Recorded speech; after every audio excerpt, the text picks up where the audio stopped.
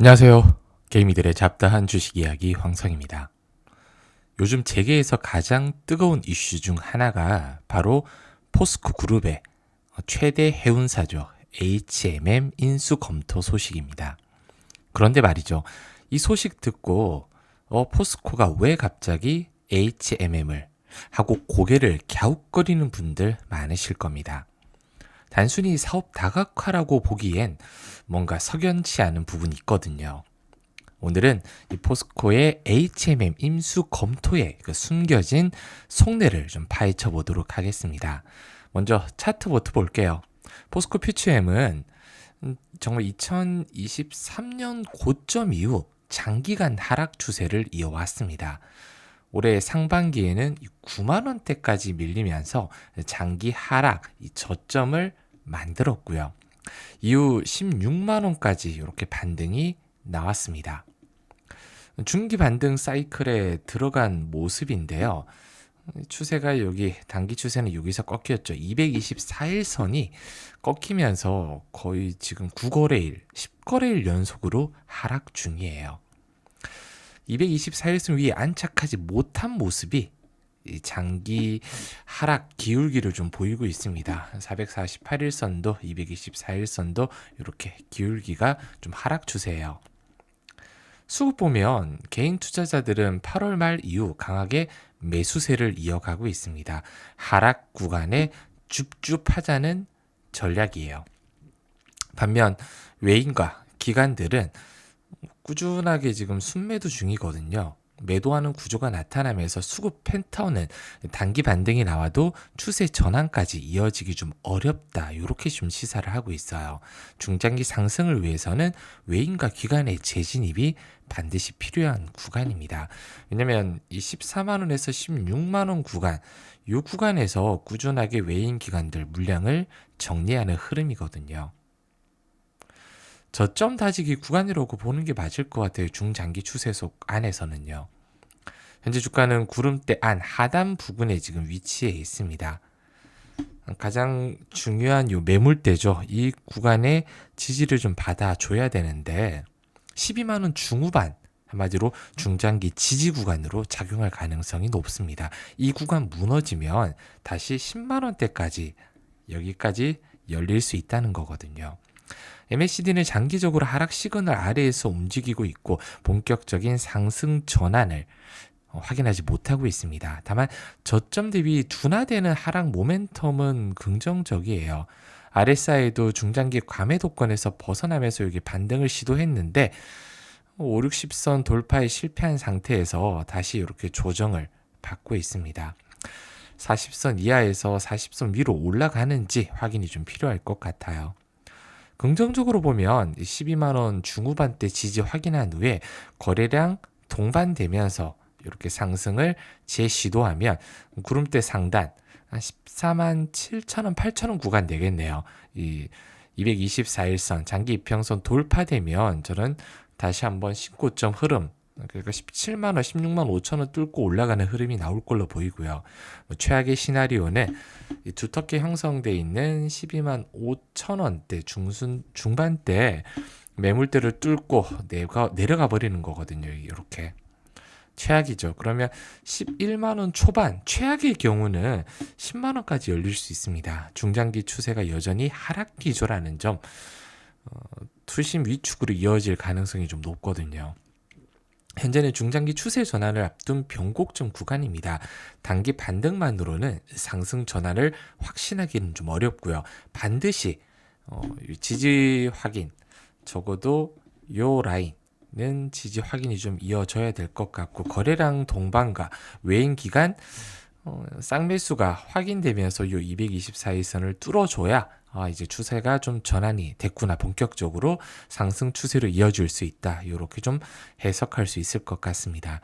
주주님들은 조급하게 추격 매수하기보다 중장기 핵심 지지 구간 확인하고 수급 전환 신호가 포착될 때까지 분할 매수로 접근하는 게 당연히 유효하겠고요. 결론적으로 단기 반등은 가능한 자리입니다. 장기 상승 추세 전환은 아직 확정되지 않았다는 점, 이 부분을 기억하시고 대응을 좀 하셨으면 좋겠습니다. 차트 분석은 여기까지 하고 이제 중요한 오늘 관심사죠. 포스코 퓨처엠 어떻게 될까요? HMM 인수 소식은 잠시 뒤에 설명드리고 모회사 이슈로 인해서 주가가 지금 동반 하락을 좀 했잖아요. 불안한 건 사실입니다. 하지만 명심해야 될 건 이 본질적인 사업 경쟁력은 훼손되지 않았다는 사실이에요. HMM 인수 주체는 포스코 퓨처엠이 아니라 포스코 홀딩스거든요. 직접적인 재무 부담은 없을 거다. 오히려 포스코 퓨처엠은 최근에 호재도 맞이했습니다. 바로 정부의 고만간 배터리 연구개발 지원 소식인데요. 산업부가 내년 예산에 50억 원을 신구 편성하면서 포스코 퓨처엠이 개발에 성공한 리튬 망간 리치 즉 LMR 기술에 힘을 좀 실리고 있습니다.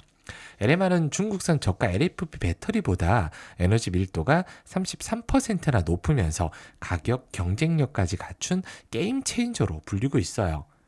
그래서 정부의 지원을 좀 등에 업고 중국과의 중저가 시장 경쟁에서 확실한 승부수를 띄울 수 있게 됩니다. 이건 호재잖아요.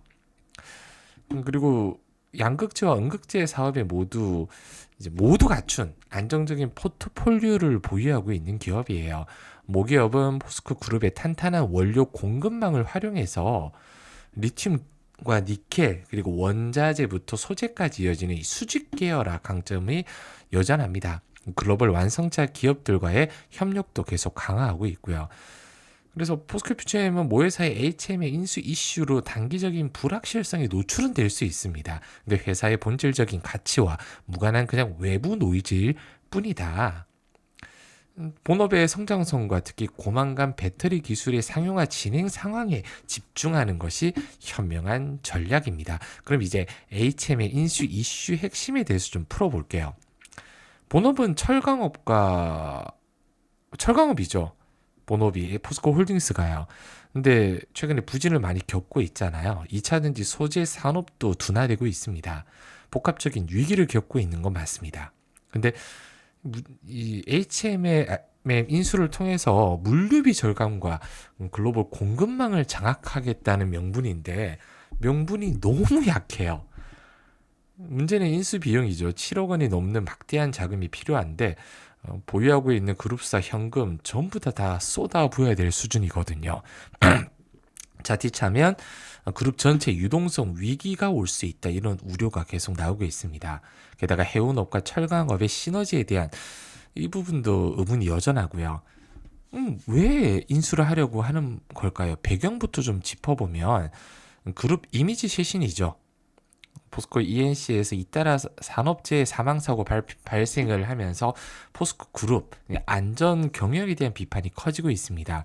오죽했으면 이번에 이재명 대통령도 계속 경고를 했었어요. 사고가 반복되면 대통령실 눈밖에 났다 이런 얘기도 좀 들렸거든요.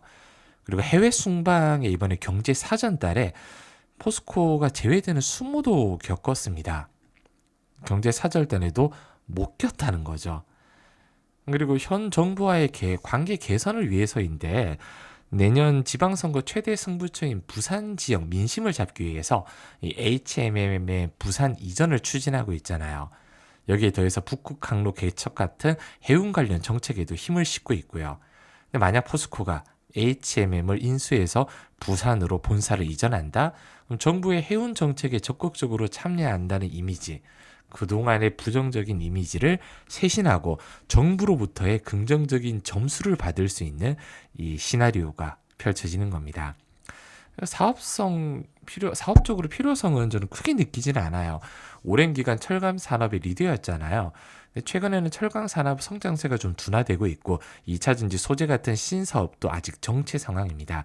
이러한 상황에서 HM의 인수는 그룹의 안정적인 물류망을 확보하고 새로운 성장 동력을 발굴하는 기회가 될 수는 있죠. 이딴 악재를 해소하고 새로운 활로를 좀 모색하는 꼭 먹고 알 먹고의 묘수인데 저는 돈이 될 것 같지는 않아요. 사실적으로. 큰 돈이 될 것 같지는 않다. 물론 넘어야 될 산이 너무 많다는 거예요.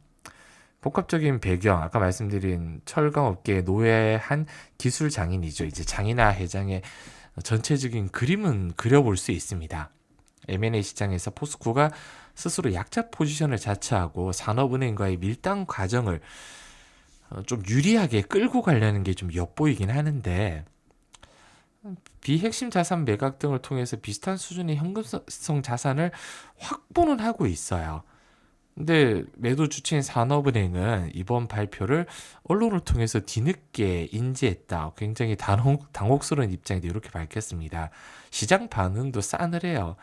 임수 검토하자마자 HMM 올랐는데 포스코 전체 그룹사 다 떨어졌거든요. 묘수라기보다는 무리수에 가깝다. 결론적으로 저는 그 HM의 임수 검토가 단순하게 해운업 진출을 넘어서서 그냥 장기적 생존 전략이라기보다 정부에게 좀 잘 보이려는 의도적인 부분이 좀 크다. 인수를 하든 안 하든 저는 뭐 안 할 가능성이 높아 보여. 안 해도 우리가 인수하려고 한다. 정부한테 우리가 이렇게 잘 보이려고 한다. 이게 목표가 아닐까라고 조심스럽게 생각하고 있거든요. 쉽지는 않을 겁니다. 왜냐하면 장이나 회장이 실질적으로 인수하려는 의도가 있다고 하더라도 주주들이 가만히 있을까? 저는 이렇게 생각하거든요. 재무적 정치적 리스크가 앞으로 어떻게 관리될지 계속 좀 지켜봐야 될 것 같습니다. 그리고 최근에 제가 제 영상에서 이 핵융합 관련 종목 계속 강조드리고 있어요. 아직까지도 종목 받아가셔라 했는데 전혀 설문조사 참여 안 하신 분들이 있으시더라고요. 엔비디아와 구글 1조 원 넘게 투자를 했습니다. 이것만 해도 답이 나오거든요. 글로벌 빅테크들이 돈이 썩어 남아서 이 1조 원 넘는 돈을 핵융합에 투자를 했을까요? 당연히 AI 시대를 보고 투자를 하는데 차세대 에너지잖아요. 핵 분열보다 4배 강력하고 방사성 폐기물 걱정도 없는데 상용화는 2030년대 초 그리고 시장 규모가 2035년에 110조에서 2050년 485조 원 규모로 성장할 거다. 이 정도면 답이 나오잖아요. 너무 이른 거 아니야? 전혀 이르지 않습니다. 과거에 초전도체 관련 이 신성 델타테크가 시장에 그냥 거품이죠. 부채질에 반년 만에 20배가 급등이 나왔거든요. 전 조만간에 단언컨대 핵융합 부채질 분명히 나옵니다. 이 종목 시총이 굉장히 가벼워요. 10배, 20배 올라도 전혀 부담스럽지 않을 정도입니다.